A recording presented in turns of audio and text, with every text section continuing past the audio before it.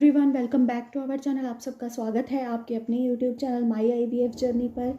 आज जो मेरा टॉपिक है वो ये है कि आईवीएफ और आईसीएसआई में क्या डिफरेंस होता है, आईवीएफ क्यों किया जाता है, आईसीएससी क्यों किया जाता है, दोनों में क्या अंतर है और ऐसा क्या है कि हमें आईवीएफ के बाद आईसीएससी करवाने की ज़रूरत पड़ जाती है। तो उससे रिलेटेड मैं वीडियो बनाने वाली हूँ। अगर आपको मेरी वीडियोस पसंद आती हैं, अगर आपको मेरे व्लॉग्स पसंद आते हैं तो प्लीज़ उसे लाइक कीजिए, शेयर कीजिए, कमेंट कीजिए और जितना हो सके अपने फ्रेंड्स के साथ, रिलेटिव्स के साथ उसे शेयर करने की कोशिश कीजिए। तो चलिए स्टार्ट करते हैं। सबसे पहले तो मैं आपको बताऊंगी कि आईवीएफ क्यों किया जाता है। देखिए, आईवीएफ करवाने के बहुत सारे रीजंस होते हैं। आईवीएफ और आईसीएसआई दोनों जो है एक जैसे, मतलब दोनों में थोड़ा सा ही डिफरेंस होता है। मैं यहाँ पर आपको पिक्स के ज़रिए भी बता दूँगी उसमें क्या डिफरेंस होता है। कि सबसे पहले तो आईवीएफ और आईसीएससी तब किया जाता है जब हमें एंड्रोमेट्रोसिस की प्रॉब्लम होती है, फाइब्रॉइड्स की प्रॉब्लम होती हैं या हमारी ट्यूब्स ब्लॉक होती हैं। इसके अलावा बहुत से ऐसे रीजंस होते हैं। कई बार अनएक्सप्लेन इनफर्टिलिटी होती है, कई बार हमें बहुत ज़्यादा टाइम हो जाता है, हमारी एज ज़्यादा हो जाती है। तो बहुत सारे ऐसे फैक्टर्स होते हैं जिसकी वजह से हमें जो है ये प्रॉब्लम की वजह से हमें आईवीएफ या आईसीएसआई करवाना पड़ता है। लेकिन कई बार ऐसा होता है कि हम बहुत बार आईवीएफ हमारे फेल हो जाते हैं, 2 या 3 बार आईवीएफ फेल हो जाते हैं, कई बार एक आईवीएफ हमारा फेल हो जाता है तो हमें आईसीएससी के लिए डॉक्टर बोल देते हैं। इसका प्रोसीजर क्या रहता है मैं आपको स्टेप वाइज इसका प्रोसीजर बताऊंगी जो कि आईवीएफ की तरह ही होता है।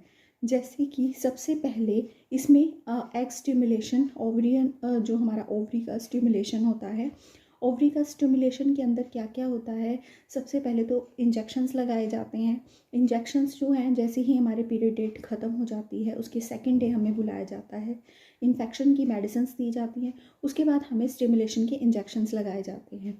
वो इंजेक्शंस इसलिए लगाए जाते हैं कि हमारी एग की क्वालिटी और एग जो है नॉर्मली से ज़्यादा 10 या 15 या 20 एग जो है वो बन जाए। तो जैसे कि मेरे साइकिल में 21 एग्स जो है वो बने थे। तो 20 एग्स या इससे मतलब 10-15 एग्स बन जाएं तो ज़्यादा से ज़्यादा एग्स बनाने की कोशिश की जाती है, उसकी क्वालिटी को इंक्रीज़ करने की कोशिश की जाती है। कई बार ऐसा होता है कि पीसीओडी की प्रॉब्लम होती है, तो पीसीओडी की प्रॉब्लम की वजह से एग की क्वालिटी पे इफ़ेक्ट पड़ता है।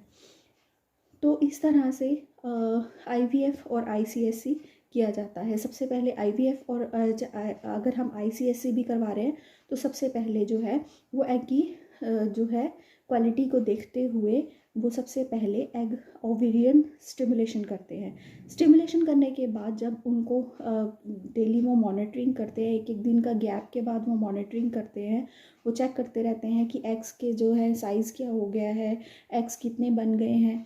तो उसके बाद जब वो उनको मॉनिटरिंग करने के बाद हमारे इंजेक्शंस जो है वो रोक देते हैं। उसके बाद हमें एक एचसीजी इंजेक्शन लगाया जाता है जो कि 24 आवर्स तक वेट करने के लिए क्या कहा जाता है। वो हमें बिल्कुल टाइम के अकॉर्डिंग इंजेक्शन लगवाना होता है। वो इसलिए टाइम के अकॉर्डिंग होता है कि अगर हमारा एग जो है वो रप्चर नहीं होने चाहिए एग पिकअप से पहले। उसके बाद हमारा प्रोसीजर होता है एग पिकअप का। एग पिकअप किया जाता है। एग पिकअप करने के बाद उसमें जो है एम्ब्रियो बनाने के लिए जो है स्पर्म्स जो हैं हस्बैंड के वो लिए जाते हैं। जो वो स्पर्म्स होते हैं वो उनको जो है वॉश किया जाता है अच्छे से। उसके अंदर जो है अच्छे जो स्पर्म्स होते हैं उनको अब यहाँ पर स्टेप हमारा शुरू हो जाता है आईवीएफ और आईसीएससी में डिफरेंस का।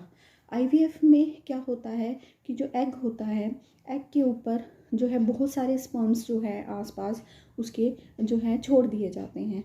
तो वो अपने आप ही उसके अंदर जो है एग्स के अंदर चले जाते हैं। लेकिन आईसीएससी में क्या होता है कि उसमें इंजेक्शन के थ्रू अंदर स्पर्म्स छोड़े जाते हैं। वो आईसीएससी तब किया जाता है अगर हमारा आईवीएफ फेल हो जाता है। और आईसीएससी में क्या होता है कि उसमें जो हमारे प्रेगनेंसी के चांसेस होते हैं वो इंक्रीज़ हो जाते हैं।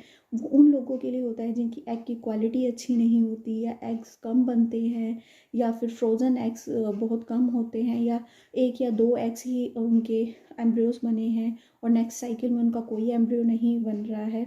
तो इस तरह से उनको आईसीएससी के लिए कहा जाता है, और इसमें इसीलिए प्रेगनेंसी के चांसेस भी बढ़ जाते हैं। तो दोनों में डिफरेंस ये है कि उसमें जो है अगर मेल के अंदर बहुत सारे स्पर्म्स जो हैं अगर हैं भी तो वो ठीक नहीं है, या उनकी जो है उनकी जो गति है वो गति बोलते हैं हिंदी में, तो वो ठीक नहीं है, तो इस वजह से उसको आईसीएससी के लिए प्रेफर किया जाता है। तो इसीलिए आईसीएससी अगर एक आईवीएफ आपका फेल हो गया है, आपके एम्ब्रियोज ठीक से नहीं बने हैं, या आपके फ्रोज़न एम्ब्रियोज कम बने हैं, या आपके जो हस्बैंड के अंदर कोई प्रॉब्लम है, तो इसीलिए जो है आईसीएससी आपको प्रेफर किया जाता है। तो अगर डॉक्टर आपको आईसीएससी के लिए बोल रहे हैं तो वो आपके लिए बेनिफिट ही रहेगा। उसमें थोड़ा सा कॉस्ट का डिफरेंस भी आ जाता है, ठीक है। तो क्योंकि वो जो एम्ब्रियोलॉजिस्ट होती हैं उनकी कॉस्ट थोड़ी सी उसके अंदर बढ़ जाती है। तो आपको इस चीज़ों का ध्यान रखना है कि आईवीएफ और आईसीएससी में क्या डिफरेंस होता है। आईवीएफ और आईसीएससी बिल्कुल सेम प्रोसीजर होता है, दोनों में ही एग स्टिमुलेशन, पहले ओवेरियन स्टिमुलेशन किया जाता है, एससीजी का इंजेक्शन दिया जाता है, उसके बाद नेक्स्ट स्टेप एग पिकअप होता है। बस सिर्फ जो एम्ब्रियोलॉजिस्ट का काम होता है वो आईसीएससी और आईवीएफ में इन दोनों में डिफरेंस हो जाता है कि उसमें जो है अलग से उनको सिर्फ अपने आप उनकी कैपेसिटी इतनी होती है स्पर्म्स की कि वो एग्स के अंदर अपने आप जा सकते हैं, लेकिन उसके अंदर जो आईसीएससी के अंदर होता है उसमें वो अलग से उसको इंजेक्ट करते हैं, जिससे एम्ब्रियोज जो हैं वो ज़्यादा भी बन सकते हैं, एम्ब्रियोज की क्वालिटी भी अच्छी हो सकती है, और एम्ब्रियोज जो है वो हमारे जो वो लैब के अंदर उसे तैयार करते हैं वो ज़्यादा भी हो सकते हैं, उनकी क्वालिटी अच्छी हो सकती है। तो इस तरीके से वो उनको आईसीएससी के बीच में डिवाइड कर देते हैं। तो इसके लिए कई बार आईवीएफ अगर फेल हो गया है तो दोबारा से प्रोसीजर अगर हम स्टार्ट कर रहे हैं तो इस तरीके से आईसीएससी करवाया जाता है। तो दोनों में आई होप कि आपको डिफरेंस समझ में आ गया होगा। फिर उसके बाद जब एम्ब्रियो ट्रांसफ़र हो जाता है, एम्ब्रियो बन जाते हैं, तो हमें एम्ब्रियो ट्रांसफ़र के लिए बुलाया जाता है। उसके साथ हमें प्रोजेस्टेरॉन के इंजेक्शंस दिए जाते हैं जो कि सपोर्टिव होते हैं। प्रोजेस्टेरॉन के इंजेक्शन जैसे ही हमारा एग पिकअप हो जाता है उसके बाद से शुरू हो जाते हैं, क्योंकि वो यूट्रस की लाइनिंग को तैयार करने के लिए, उसको इम्प्लांटेशन के लिए तैयार करने के लिए दिया जाता है। तो प्रोजेस्टेरॉन इसमें सबसे सपोर्टिव मेडिसिन है जो आपको बिल्कुल भी अवॉइड नहीं करनी है। तो आई होप कि आपको जो है इन दोनों में डिफरेंस समझ में आ गया होगा। अगर आ गया है तो आई होप कि आप जो है मेरी वीडियो को शेयर करेंगे। अगर नहीं आया है या कोई डाउट है या आपको कुछ समझ में कोई भी आपकी ऐसी प्रॉब्लम है, कोई मैसेज आप मुझे करना चाहते हैं तो आप मुझे मेल आईडी पे भी मैसेज कर सकते हैं। पर्सनली मैसेज करना चाहते हैं तो मेल आईडी पे मैसेज कर सकते हैं। यहाँ पर मैं अपनी मेल आईडी डाल दूँगी। तो आप मेरी वीडियो को जो है पूरा देखिएगा, स्किप मत कीजिएगा। तो चलिए यहीं पर अपनी वीडियो का एंड करते हैं। राधे राधे।